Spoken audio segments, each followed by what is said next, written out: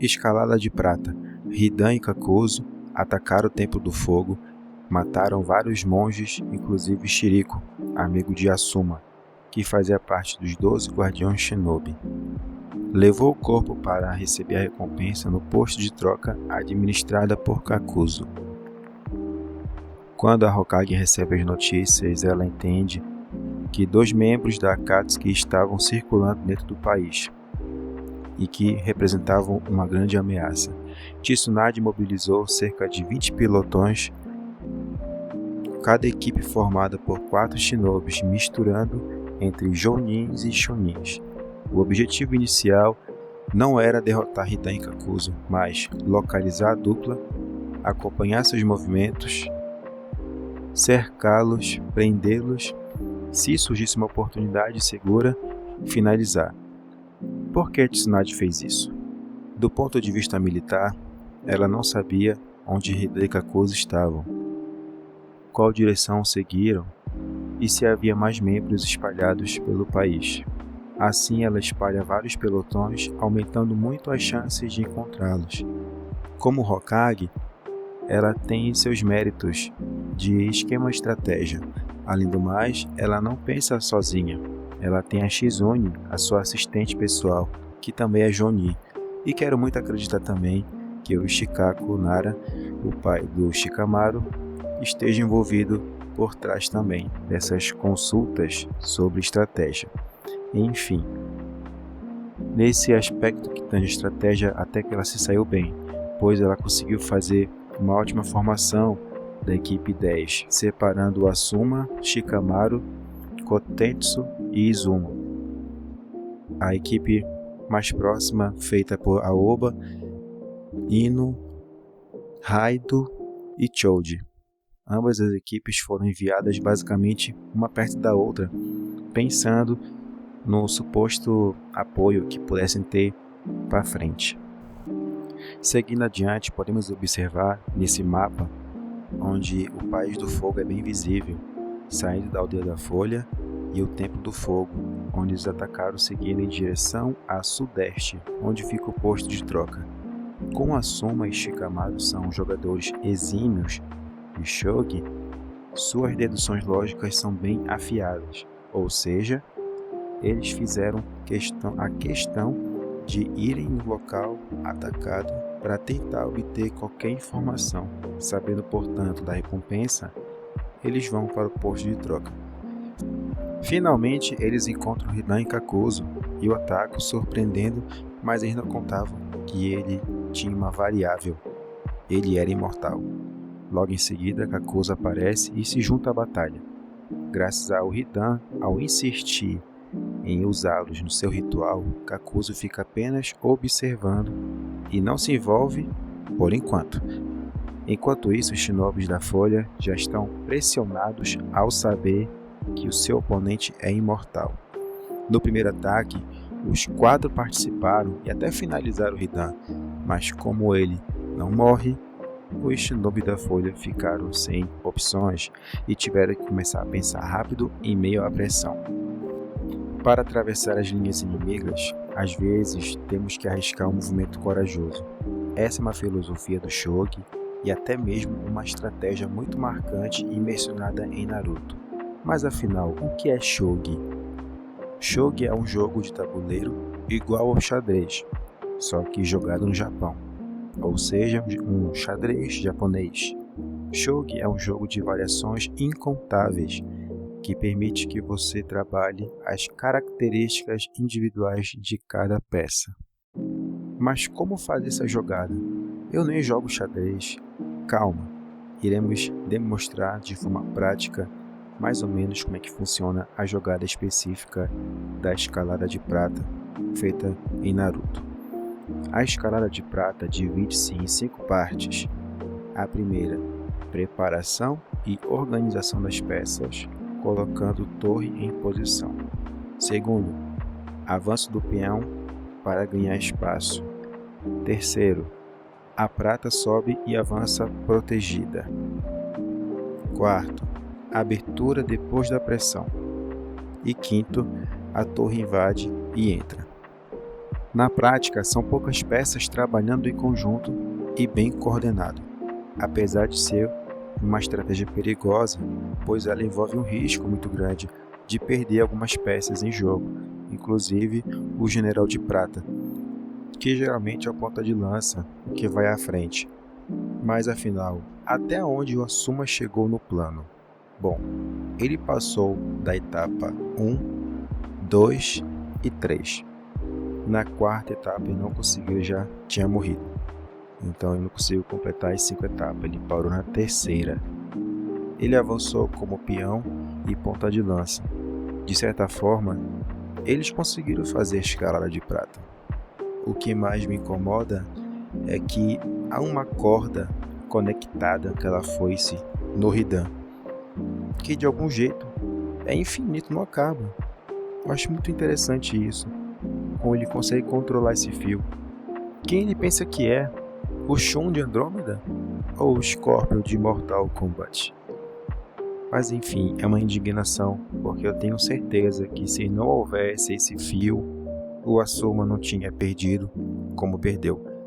Poderia perder pro Kakuzu, com os corações, elemento e tal, mas essa corda faria diferença se não tivesse. E nem sei como ele não conseguiu cortar, afinal aquela lâmina de chakra corta teoricamente tudo, mas não cortou esse bendito fio. Fica o meu questionamento. Enfim, antes do Asuma acertar, ele, o Hidan, sai correndo em direção ao Shikamaru. Aquele momento que estão batalhando, Asuma batalhando contra o Hidan. Tem um momento que o Shikamaru e os outros jogam shurikens de um lado, Asuma de outro. Efeito sanduíche. O Hidan, vendo isso, correu em direção ao Shikamaru. Aí, cara, as sombras do Shikamaru estavam por trás do Hidan. Deu a volta. Ele estava correndo para frente do Shikamaru. Por que Jasho ele não cortou, interrompeu, acabou o jutsu das sombras e começou um novo, pegando de frente? Não teria pegado? Sério, não teria pegado? Primeira corda. Agora isso é uma forçação, tipo, eu entendo, quer matar o personagem, mas faz bem feito. Coloca um poder. Colocava o Kakuzu, pô. O Kakuzu é um tanque de guerra muito poderoso. Poderia eliminar ali ele e ninguém questionaria. Mas da forma como foi, fica aí uma observação. Pelo menos na segunda luta, o Shikamaru teve a felicidade de conseguir cortar a bendita corda do Hidan e não sofrer as mesmas consequências que seu sensei sofreu. Isso fica para o próximo vídeo, para falar da outra estratégia, segundo o Shogi ou o xadrez, que ele chegou a fazer. No entanto, a contramedida é feita no momento em que o Shikamaru brilha, usando a sua mente e planeja tudo em silêncio, mesmo sob a pressão. Ele observa os padrões, abre aspas para o que o Shikamaru disse nesse momento.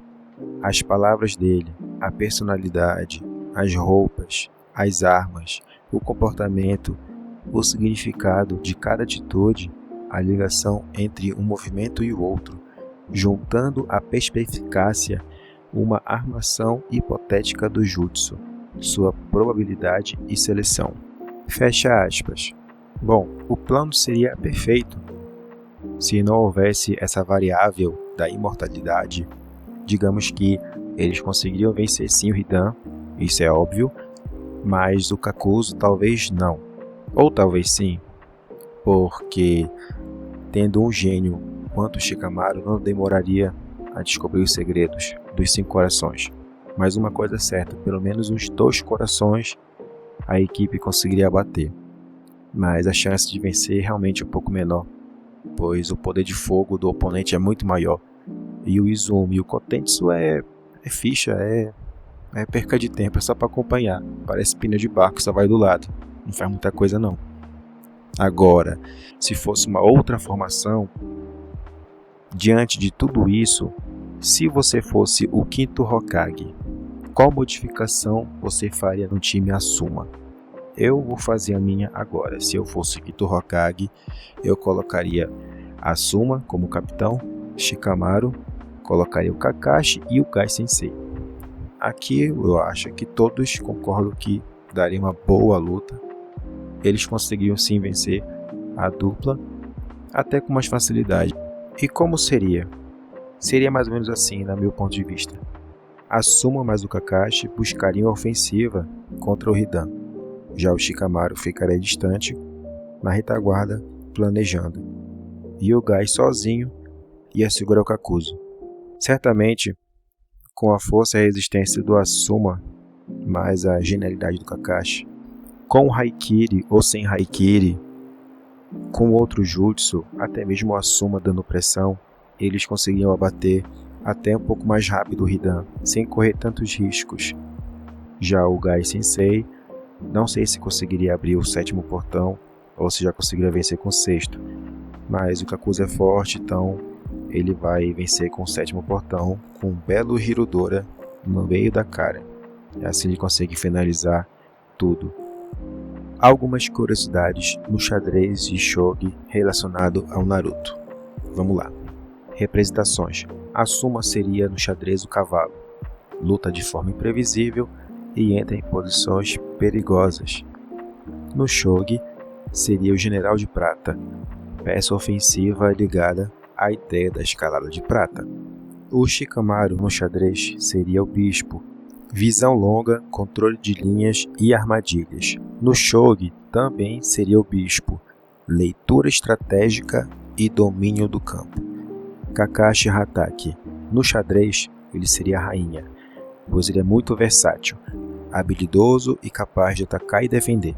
No Shogi seria a torre, peça de grande impacto ofensivo. O Gai no xadrez a torre, por muita força, direção, pressão e avanço frontal.